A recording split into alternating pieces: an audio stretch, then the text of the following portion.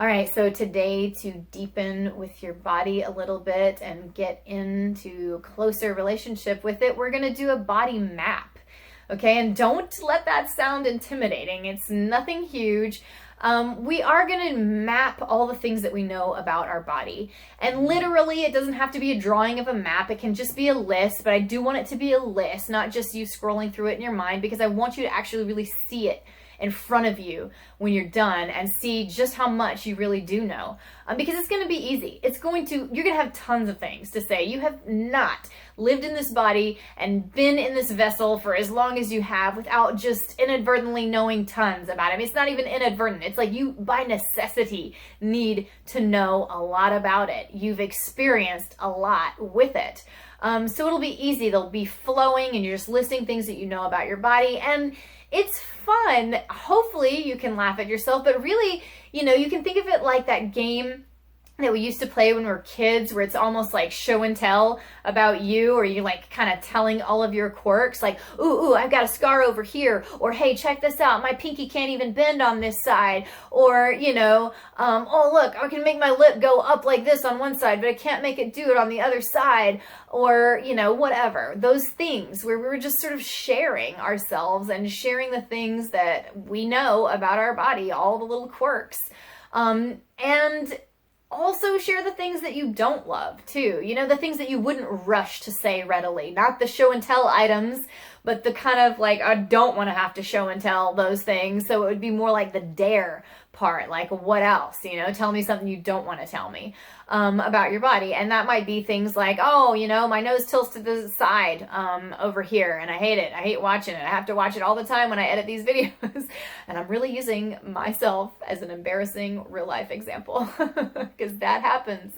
My nose does tilt. So there's those kind of things.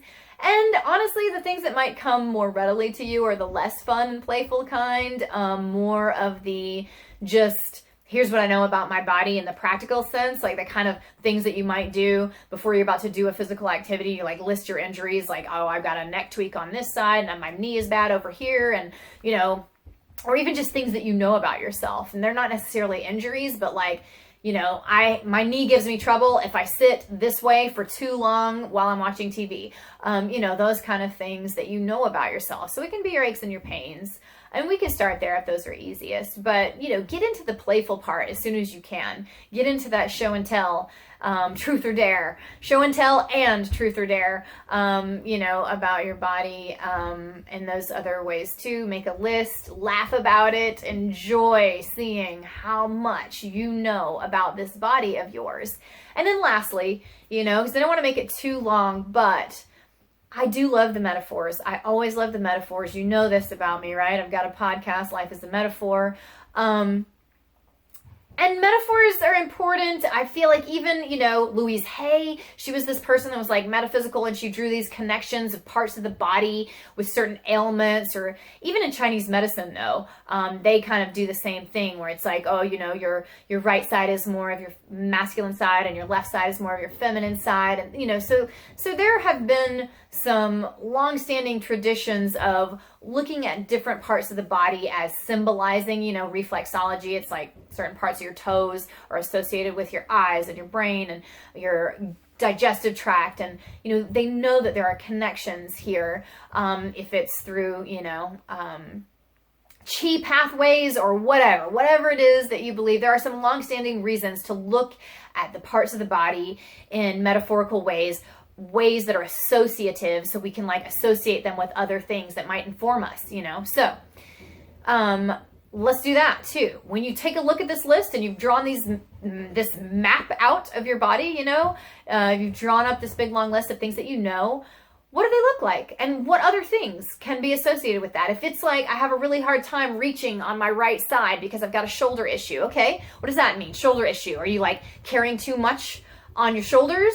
Or you have trouble reaching? Does that mean you're not really going for it and challenging yourself as much? And is it your right side?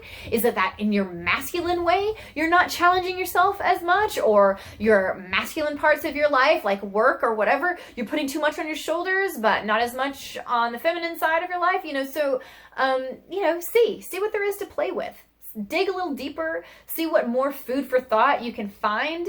Knees support you. You have problems with your support, or I don't know, whatever. I don't know what the thing on my face, my nose. Oh, okay. So like maybe I am always letting my masculine side kind of lead me, or I'm looking towards that side, or like my nose, whatever. I tend to take things from a more masculine standpoint, or it's like too skewed or slanted that way, or I guide or direct myself that way. I don't know.